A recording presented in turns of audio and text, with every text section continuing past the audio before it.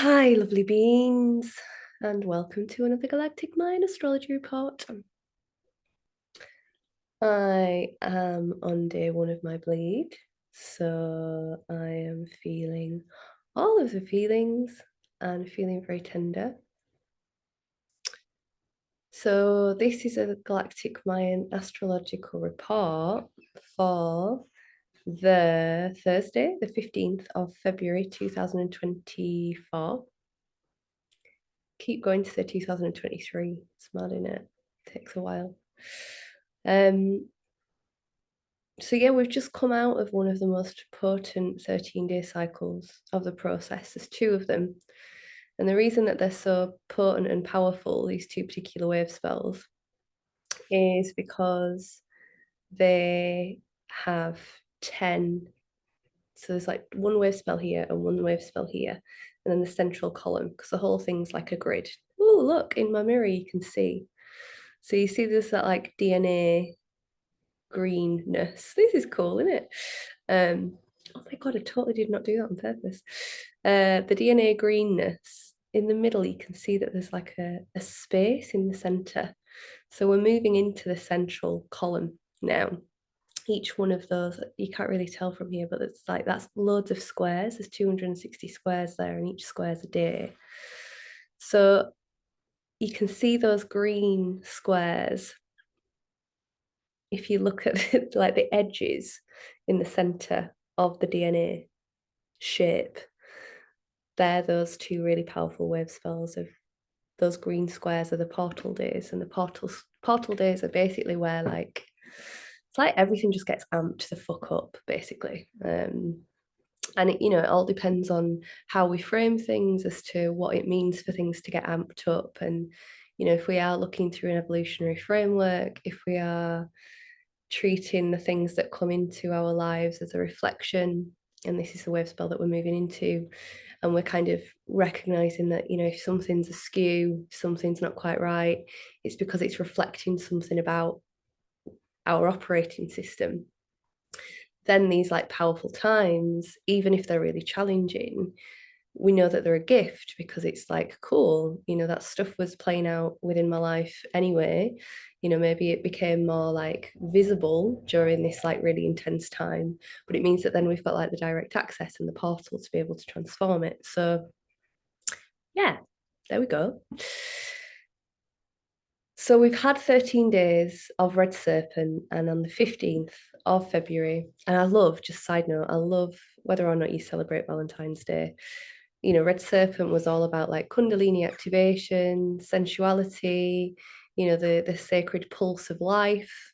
And on the flip side, like the fear of survival. And it's like, okay, as we transform and feel safe within reality, then we can access the realm of abundance and love, which is this Kundalini embodied. I am one with existence through my body as opposed to through my mind. And I love that the final day of the Red Serpent is Valentine's Day this year. She's all about love and sexiness.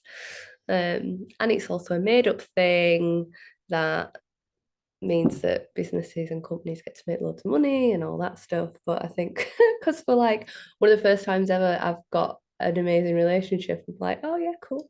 Every other fucking year, I'm like, I hate Valentine's Day. Side note, transmission. Believe in love. It's fucking real, man. Almost a year in. It's good shit. Anyway, 15th of February, we move into a new 13-day cycle. Because I'm bleedy, I am going to be like, so just roll with it. The wave spell that we're moving into is the energy of the white mirror. And as I say, it takes us into the central column. The central column of our 9-month, 260-day human evolution process. So the idea behind all of this is that it takes humans about 9 months to grow in the womb before the birth. And that then creates this codex of evolution from spark to full term. So we're constantly cycling through this 260-day evolutionary process. But obviously, once we're popped out, it becomes a bit of a different thing. And what we're working with here is the evolution of consciousness. What we're working with here is the evolution of the human to be able to hold pure consciousness, as opposed to the corrupted human, which is stuck in the subconscious realms in limitation. You know, it's like our subconscious essentially is like this space of potential. But what we've done through our experiences here, how the human has been conditioned to be in this really weird hall of mirrors, is to have all of these constructs in the subconscious realm that we operate without conscious awareness of, which means that our ability to like create within this world is limited by all these ideas that we don't even know that our lives are functioning around. And that is the white mirror wave spell. That's the white mirror energy. It's all about the mirror of reality, and the fact that it takes us into the central column. It's like the core piece of the human experience. There are two wave spells in the central column: white mirror and blue monkey. Blue monkey is all about the inner child, the divine child, being the child of the universe, and that comes next. So the two energies that sit at the center of our being are that we are a child of the universe, and our early experiences create our script for this lifetime, and that this reality is a reflection of the creator consciousness that we are. So the white mirror wave spell is a white sign, and the white signs are always about this like refining energy. It's always about like getting clear. And yeah, refinement, you know, I've said it before and I'll say it again, I always see it as like a camera lens. So there's like often some like wiggling that we need to do so that we can get clear, and bring things into focus. And oftentimes with the white signs, that's what they really support us to do. It's like the wiggle might not feel great, but it supports us to bring into focus, you know, what needs to be brought into focus. The mirror itself, there's like quite a few pieces to the mirror. You know, I journeyed really closely with somebody who was a white cosmic mirror for many years of my life, and she was a really amazing reflection of what the white mirror is all about, you know, because her huge interest was the mirror of reality, and she was a homeopath. And you know, she often would highlight this thing of like the law of attraction is often seen as this like you plant into reality what you desire, which is true, but it's only half the truth. The kind of empowering way to work with the mirror of reality for conscious evolution is to look at what's there and then figure out what that's demonstrating about your belief systems. So when we're journeying with white mirror, and all the time through reality, like all of these different archetypes, you know, they're always present. It's just as we go through the 13-day process with each particular energy, it supports us to see that aspect of existence in a more highlighted way. But as we journey with the white mirror, really the task is to look through our lives and be like, if that thing isn't working, you know, if we've got any kind of solidified idea about who we are or what we're good at or what we're shit at or whatever, that's a belief system playing out. And it's our responsibility, if we choose, if we want to unlock, to take responsibility for it and change it. But if we look at our lives and we're like, ooh, that thing's not functioning quite how I'd like it to function, whether that's relationship, work, friendship, family, home, money. And the task is, okay, so what is the mirror of my reality showing me that I am believing? What tokens am I putting into the machine of reality with my belief system that's creating this fucking thing? I've just had a huge journey with that I'm still still coming around from. Fuck me, sideways. Oh yeah. So yeah, if you don't know, I took it upon myself. Like, you know, for many, many years I was like, I want to do something about the education system. I want to do something about the education system. And then I ended up starting this project, and basically descended into the dimension of codependent victim consciousness, which is the anchor of collective reality at the moment. And it was a fucking shit show. Loads of really cool stuff happened with the kids.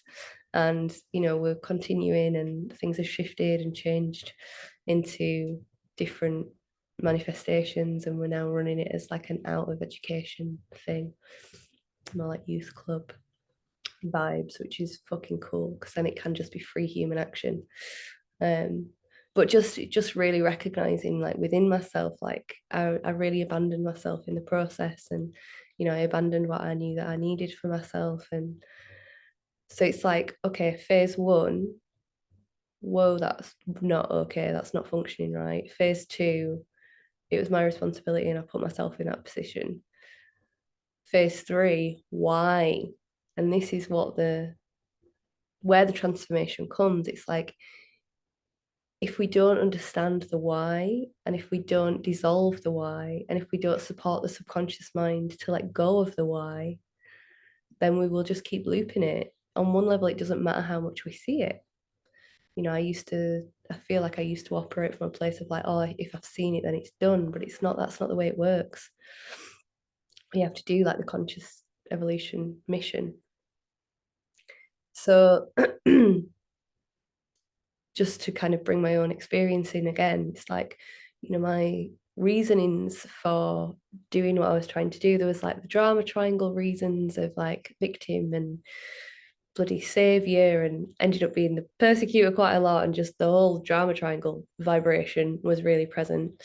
But also, yeah, just this thing of like links to my mum when I was young, and like this whole idea of like being a good person and making a big impact on the world. And then loads of stuff about, my own teenager, and then all the beliefs around, needing to create something of structure in response to the structures that are already here. And just there were just so many pieces, and this is what the white mirror is inviting us to look at.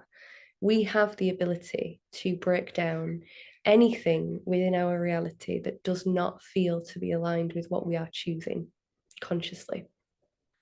But in order to do that, we need to give it space to be explored, to be felt, because that's really the big thing.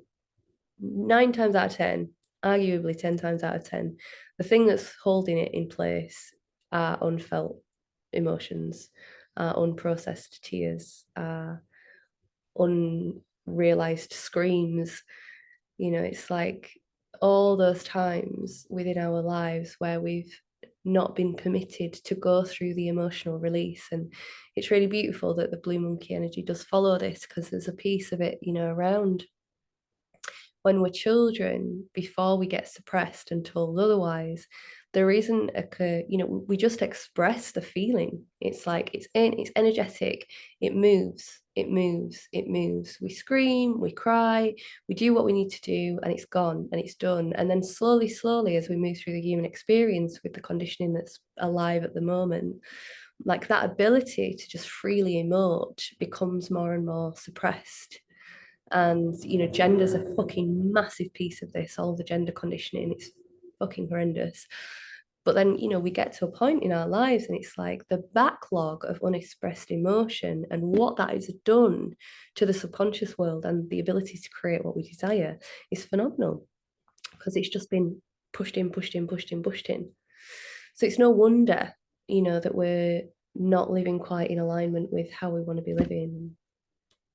I'm really feeling this on the world stage at the moment, and with everything that's happening on the planet, it's like there's just so much unprocessed emotion. So essentially what we're working with is emotional evolution and the transformation of belief system. The other piece of the white mirror that I feel to talk into is about the sword of truth.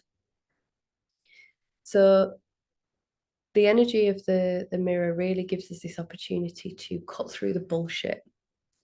And I don't mean the bullshit on the world stage. I mean our own fucking bullshit. The amount of times that we are feeling a certain way about a situation, reacting strongly to a certain situation, when actually it's nothing to do with what we think it's to do with. And it's just that it's hitting upon something from the past. And as my beautiful friend and sister Rebecca Grace would say, who's probably popped out a little bambino now. So I love you if you're watching, darling. And hello, little bead. The mission is to tend and befriend these parts. So if we are having this big reaction, if we can pause the frame, be like, hold on a second, let's use this sword of truth, let's chop back from the present, and let's go inside and go into whatever it is that is being activated right now, whatever it is that's being touched upon right now that feels sore, that feels painful, that feels sad.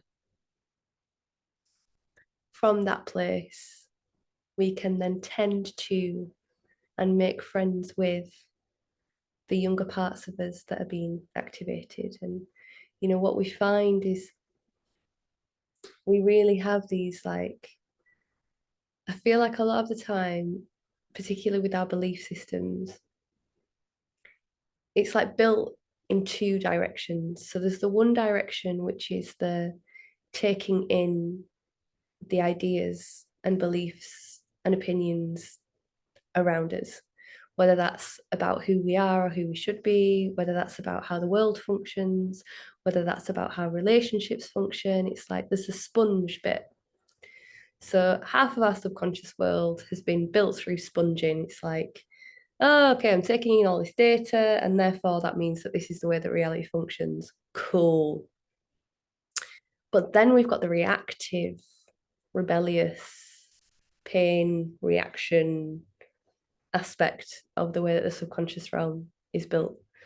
And that's, you know, when we rebel against what we are witnessing. It's like, whoa, that feels really wrong. That doesn't feel good. I don't fit in if I'm like that, blah, blah, blah, blah. So I'm going to embody the opposite.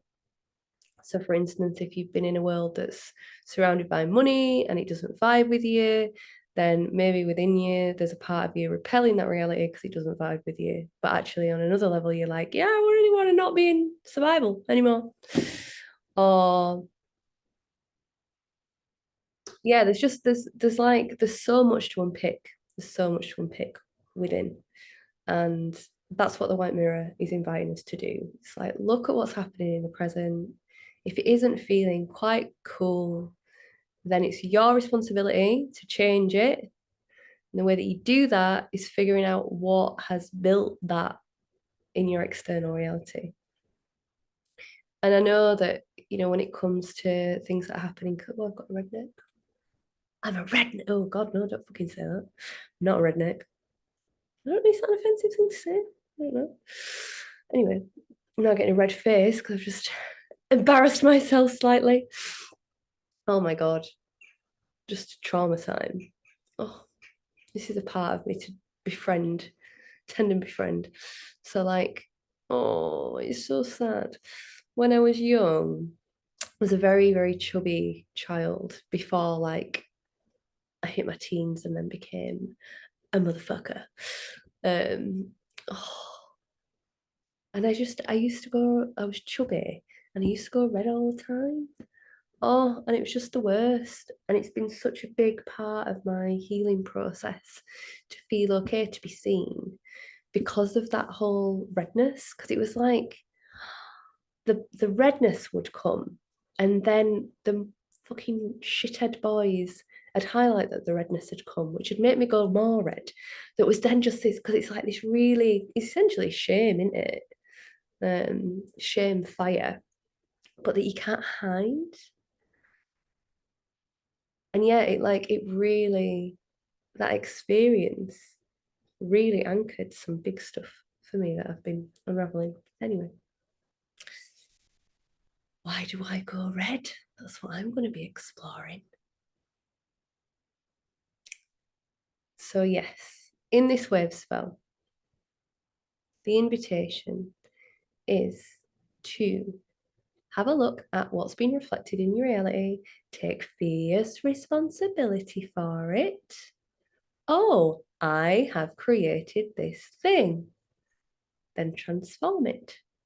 EFT is a really good way of transforming internal wonkiness, but there are lots of other methods too. But really, it's about feeling it. If you can't get to the feelings, if you're not gagging or crying or shouting or feeling, you've not hit the thing yet. Just keep digging. But once it's felt, the emotions had the opportunity to move. And that's the big piece of this. Oh, my crampy life. Honestly, man, like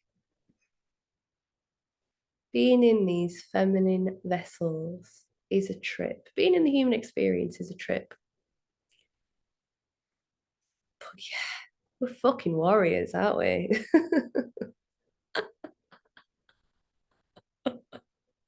Is there anything else that I want to say?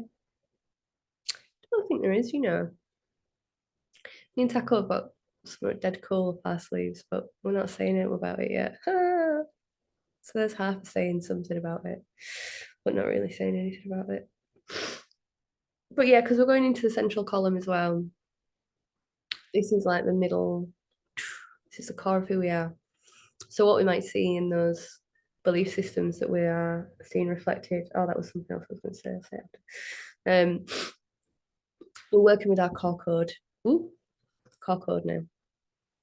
Center of who we are. This is what we were built around, and I'm not talking soul lessons, I'm talking like human conditioning and checking in with like how much have I freed myself from that. And if you're still feeling really bound by it, it's all good. Don't worry, but get to it also. And yeah, the other thing that I was going to say as well is like, yeah, just in terms of the world stage, and I really do feel that the best gift that we can offer is to just keep feeling it, and just keep feeling it, and just keep feeling it, because yeah, in my what feels true in my body is that emotion is at the heart of everything. It's an emotional reality, and the unprocessed, unexpressed emotion keeps old stories playing and playing and playing and playing. And everyone has their piece of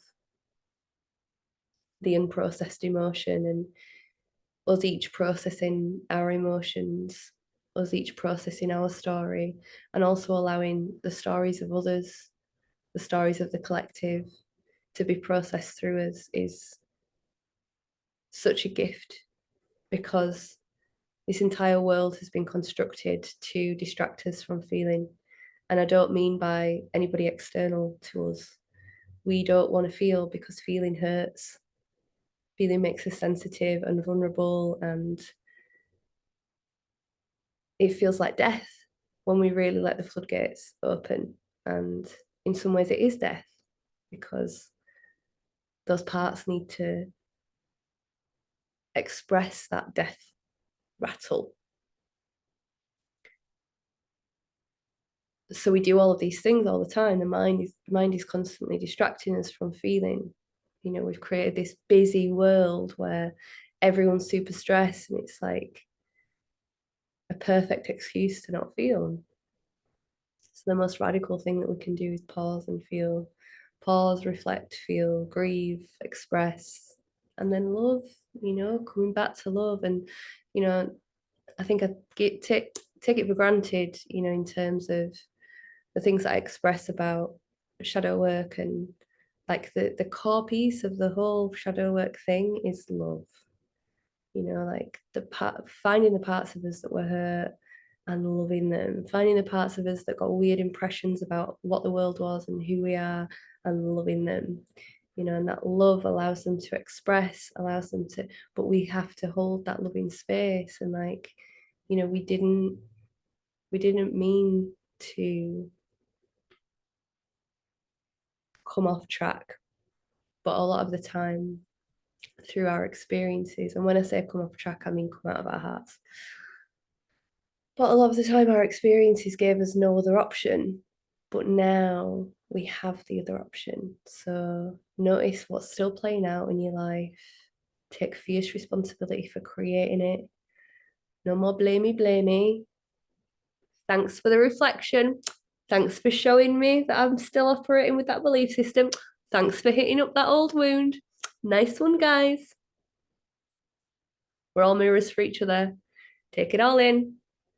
And also be like, no, if an no needs to be there. But really, the mission is like, and then come back.